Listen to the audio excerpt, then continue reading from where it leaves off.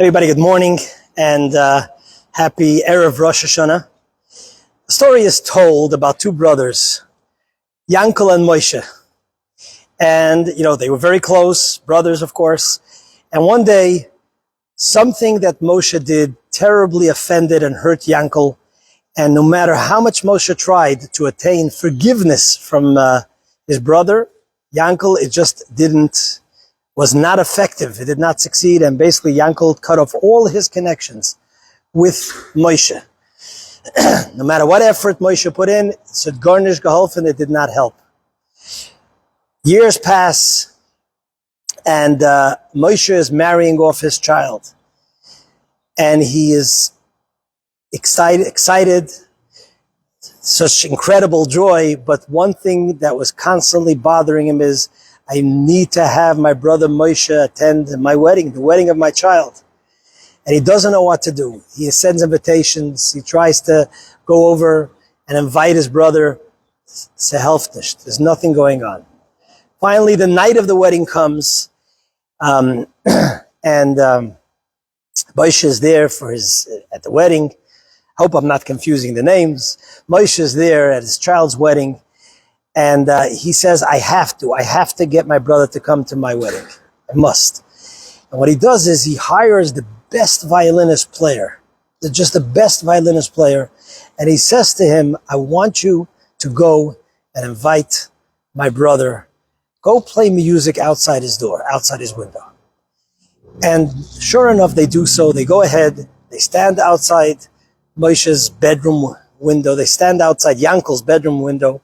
They play music, and Yankel, as much as he tries to dig his head deeper in the pillow, just becomes mesmerized by the beautiful music that's coming from this violin. And almost like in a state of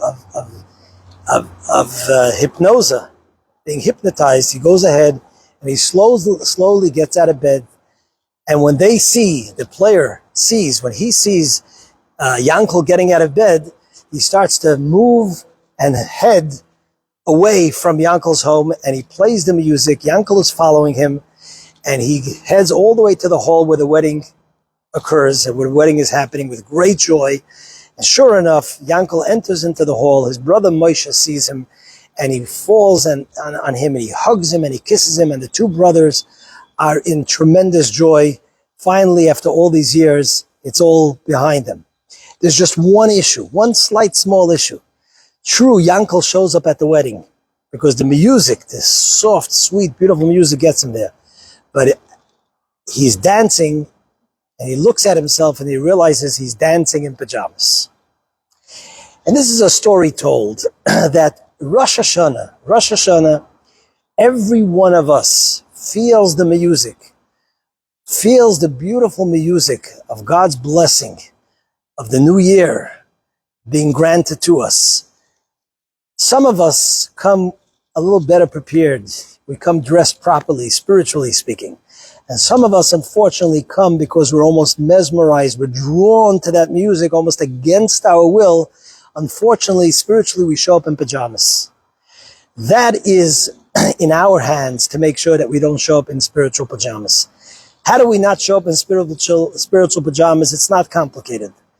Let's resolve, of course, to do repentance, to reflect on the things that we have fallen short in the past year, both in our relationship between man to God and man to man, to seek out for forgiveness in both our relationships. Let's resolve for a much better coming year. And more specifically, let's resolve to study a little Torah. By studying a little Torah, we definitely dress ourselves, beautify ourselves in a much better way, spiritually, that we are excited to come and partake in the wedding of our Creator, in the different events that happen throughout the year, rather than just being pulled there in our pajamas. So that's the blessing for all of us this year as we celebrate Rosh Hashanah. We celebrate our heritage. We celebrate our relationship with our Creator. Let's do so dressed beautifully spiritually rather than in pajamas. And on that note, I want to end off with a full and complete blessing to all of you listeners amongst all our brothers and sisters. And as I always do, I like to end off with the Birchat Kohanim, which includes all the blessings for a wonderful, great, sweet new year, materially and spiritually, in all areas of your life. Let me conclude with the Birchat Kohanim.